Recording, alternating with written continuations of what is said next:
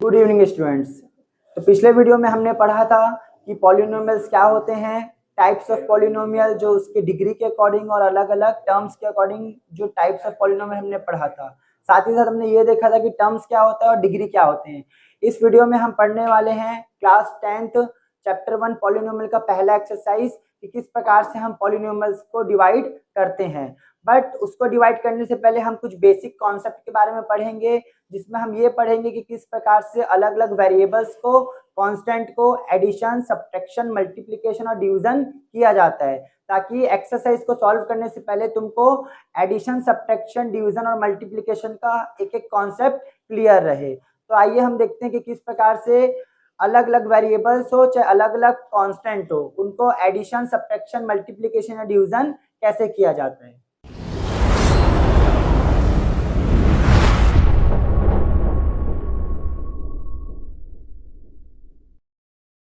यहाँ पर आप देख सकते हो कि हम वेरिएबल और कांस्टेंट को एडिशन, सब्ट्रैक्शन, मल्टीप्लिकेशन और डिवीजन करेंगे। तो हम धीरे धीरे एक एक करके समझेंगे कि किस प्रकार से अलग अलग वेरिएबल्स और कांस्टेंट का एडिशन या सब्ट्रैक्शन होता है। जैसे यहाँ पर हमको करना है ऐड और सब्ट्रैक्ट, तो कुछ कुछ पॉइंट्स मैंने लिखा है। जैसे कि पहला है only like terms will be add और सब्ट्रैक्ट। हम जब ऐड या सब्ट्रैक्ट करेंगे तो सिर्फ और सिर्फ क्या होंगे, लाइक टर्म्स ही ऐड या सब्ट्रैक्ट होंगे। लाइक टर्म्स का मतलब सेम वेरिएबल वाले ही एक दूसरे से सॉल्व होंगे। सेकेंड, अनलाइक टर्म जो डिफरेंट वेरिएबल्स वाले होते हैं, जैसे कि यहाँ पर 3x plus 5x plus 3y, तो ये जो रहते हैं ये ना तो ऐड हो पाते हैं और ना ही सब्ट्रैक्ट हो पाते हैं। Third is only number can be add और सब्ट्रैक्ट। जब हम अलग अलग वेरिएबल्स को प्लस करते हैं लाइक टर्म्स को, तो उनमें सिर्फ और सिर्फ नंबर ही क्या होते हैं, ऐड या सब्ट्रैक्ट होते हैं। कुछ एग्जांपल्स के अकॉर्डिंग हम जानेंगे कि किस प्रकार से वेरिएबल्स के, कांस्टेंट के एडिशन और सब्ट्रैक्शन किया जाता है। सबसे पहले एग्जांपल में यहाँ पर दिया गया 2x plus 5y, sorry 2x plus 5x। तो यहाँ पर अगर आप देखोगे तो दोनों के दोनों क्या हैं, x वाले वेरिएबल है, और अगर दोनों के दोनों x वाले वेरिएबल है तो ये दोनों ऐड हो जाएंगे, क्योंकि यहाँ पर जो वेरिएबल है वो क्या है, सेम है। तो जब इन दोनों ऐड होंगे तो x आपस में ऐड नहीं होगा। एडिशन या सब्ट्रैक्शन में नंबर्स जो रहते हैं वो एक दूसरे से प्लस होते हैं। तो 5 और 2 क्या हो जाएंगे, 7 हो जाएंगे, और x की वैल्यू x ही रहेगी। यहाँ पर जो दोनों में x था ये हमको ये शो कर रहा था कि दोनों कोई एडिशन हो जाएंगे, क्योंकि दोनों का वेरिएबल जो है वो सेम है। और एक्चुअल में जो ऐड होता है वो कौन होता है, नंबर्स ऐड होते हैं इनके सामने वाले। सिमिलरली सेकेंड वाला कोई एग्जाम्पल हम देखते हैं, ये 4x square plus 9x square.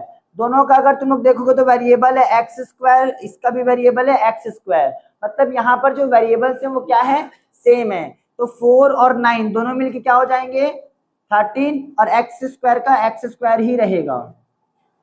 Next example is 10a minus 4a। यहाँ पर भी अगर तुम देखोगे तो दोनों की वैल्यू में क्या है, a है, दोनों का वेरिएबल a है, तो ये एक दूसरे से माइनस हो जाएंगे। 10 माइनस 4 6a। तो सेम सेम वेरिएबल हमको ये डिनोट कर रहे हैं कि ये आपस में प्लस और एडिशन हो जाएंगे, लेकिन जो एक्चुअल में प्लस और माइनस होते हैं वो सिर्फ और सिर्फ नंबर्स प्लस होते हैं या माइनस होते हैं। वेरिएबल्स वैसे का वैसे ही लिखा जाता है। नाउ नेक्स्ट एग्जांपल में अगर हम लोग एडिशन देखेंगे तो यहाँ पर जो वेरिएबल है वो x है, और यहाँ पर जो वेरिएबल है ये y है। एक वेरिएबल x का है और एक वेरिएबल y का है। तो यहाँ पर जो वेरिएबल्स हो गए हैं ये अलग हो चुके हैं, इसलिए यहाँ पर ये एडिशन नहीं हो पाएंगे। तो इसका जो आंसर रहेगा ये 5x प्लस 3y ही रहेगा, क्योंकि एक दूसरे के साथ ऐड नहीं हो सकते। नेक्स्ट एग्जांपल में तुम लोग देखोगे तो ये x की पावर 2 है, ये x की पावर कुछ नहीं मतलब 1 है। अगर किसी वेरिएबल्स के पावर अलग हो जाते हैं तब भी वो वेरिएबल्स अलग अलग कहलाते हैं, और अलग अलग वेरिएबल्स होने के कारण ये दोनों ऐड नहीं हो पाएंगे और वैल्यू एज इट इज लिखा जाएगी 2x स्क्वायर प्लस 4x। तो इन पांचों एग्जांपल से हमको ये पता चला कि जो एडिशन और सब्ट्रैक्शन होता है अलग अलग वेरिएबल और कांस्टेंट का, उनमें अनलाइक टर्म जो डिफरेंट वेरिएबल्स वाले होते हैं वो ऐड और सब्ट्रैक्ट नहीं हो पाते हैं, और सेम वेरिएबल वाले को हम लाइक टर्म्स बोलते हैं, जो कि एक दूसरे से क्या होंगे, ऐड या सब्ट्रैक्ट। हम देखेंगे कि किस प्रकार से अलग अलग वेरिएबल और कांस्टेंट का मल्टीप्लिकेशन किया जाता है। कुछ रूल्स यहाँ पर लिखा हुआ है कि हम किनको मल्टीप्लाई कर सकते हैं, कांस्टेंट को कांस्टेंट से मल्टीप्लाई कर सकते हैं, कांस्टेंट को वेरिएबल से भी मल्टीप्लाई कर सकते हैं, साथ ही साथ वेरिएबल्स को वेरिएबल से भी मल्टीप्लाई कर सकते हैं। यहाँ पर अगर आप एग्जांपल्स देखोगे तो यहाँ पर दोनों के दोनों कांस्टेंट है, 10 इंटू 4 40। यहाँ पर सेकेंड वाले में एक हमारा कांस्टेंट है, एक हमारा वेरिएबल्स है, तो 10 इंटू एक्स ये हमारा हो जाएगा 10x। थर्ड वन इस वेरिएबल को जब हम वेरिएबल से मल्टीप्लाई करेंगे तो x इंटू एक्स। कभी भी अगर तुम लोग दो वेरिएबल्स को मल्टीप्लाई करते हो तो मल्टीप्लिकेशन में ऊपर के जो पावर है वो सॉल्व होते हैं। जैसे कि यहाँ पर एक्सपोनेंट का रूल लगेगा कि बेस सेम होता है तो बेस एक ही बार लिखा जाता है और पावर एक दूसरे के साथ प्लस हो जाते हैं, तो x की पावर 2। या फिर तुम लोग ये समझ सकते हो कि x इंटू एक्स मिलके 2 बार x हो जाएंगे तो वो x की पावर 2 हो जाएगा। तो यहाँ पर मल्टीप्लाई करने के टाइम हम किसी भी चीज को मल्टीप्लाई कर सकते हैं, चाहे वेरिएबल को वेरिएबल से मल्टीप्लाई कर रहे हो, चाहे वेरिएबल को किसी दूसरे कांस्टेंट से मल्टीप्लाई कर रहे हो, या फिर अलग अलग वेरिएबल्स को हम लोग मल्टीप्लाई कर रहे हो। तो मल्टीप्लाई करने में कोई भी वेरिएबल्स एक दूसरे से मल्टीप्लाई हो जाता है। नोट में ध्यान रखना, any variables can be multiplied by any constant. किसी भी प्रकार का वेरिएबल किसी भी प्रकार के कांस्टेंट से मल्टीप्लाई हो जाएगा। Second rule is multiply divide. ये दोनों जो रूल फॉलो करते हैं ये एक्सपोनेंट के रूल फॉलो करते हैं। अब अलग अलग वेरिएबल्स को मल्टीप्लाई या डिवाइड करने के लिए आप लोग को एक्सपोनेंट का रूल पता रहना चाहिए। जैसे कि यहाँ पर कौन सा रूल लगा था, a की पावर m इंटू a की पावर n, कि बेस सेम था तो पावर क्या हो जाते हैं प्लस, बेस एक ही बार लिखा के पावर प्लस में चला जाता है। यहाँ पर भी वैसे ही x जो थे वो एक बार लिखा गए और दोनों का 1 और 1 क्या हो गया प्लस हो गया, 2 बन गया। तो अब हम देखेंगे कि अलग अलग वेरिएबल और कांस्टेंट को किस प्रकार से डिवाइड किया जाता है। पहले एग्जांपल में आप देख सकते हो x की पावर 5 डिवाइडेड बाय x की पावर 2। यहाँ पर दोनों के दोनों जो वेरिएबल्स है वो x है तो इनका डिविजिबल हो जाएगा। या तो आप इसमें एक्सपोनेंट का रूल लगा सकते हो कि बेस अगर सेम है तो पावर हो जाएंगे माइनस, यहाँ पर x सेम हो जाएगा पावर डायरेक्टली क्या हो जाएंगे माइनस हो जाएंगे, तो ये हो जाएगा x की पावर 3।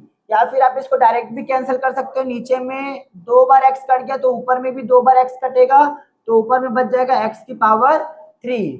सेकेंड एग्जांपल में आप देख सकते हो कि हमारे पास कुछ कांस्टेंट भी है और वेरिएबल्स भी हैं।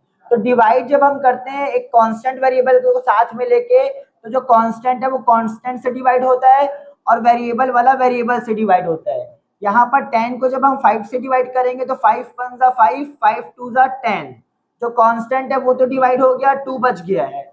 अब हम वेरिएबल को भी डिवाइड करेंगे, x की पावर में कुछ नहीं मतलब 1 है, जब पावर में कुछ भी नहीं रहता है तो हमेशा 1 होता है। तो नीचे में अगर a बार 1 बार a कटेगा ऊपर में भी 1 बार a कटेगा तो यहाँ पर a की पावर 2 बच जाएगा, क्योंकि पावर 3 में से एक बार a यहाँ पर भी कैंसल हो गया तो ये हो जाएगा a की पावर 2। तो 2a की पावर 2 क्या हो जाएगा, इसका आंसर हो जाएगा।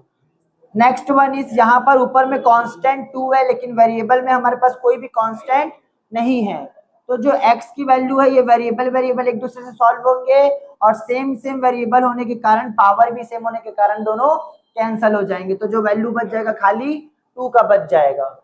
नेक्स्ट एग्जांपल अगर हम लोग देखेंगे तो ऊपर x की वैल्यू है नीचे y की वैल्यू है। यहाँ पर वेरिएबल्स क्या हो गए हैं, अलग हो गए हैं, वेरिएबल्स आर डिफरेंट। तो ये अलग अलग वेरिएबल होने के कारण हम इनको कैंसल नहीं कर सकते, मतलब इसका डिवीजन हम लोग नहीं कर पाएंगे।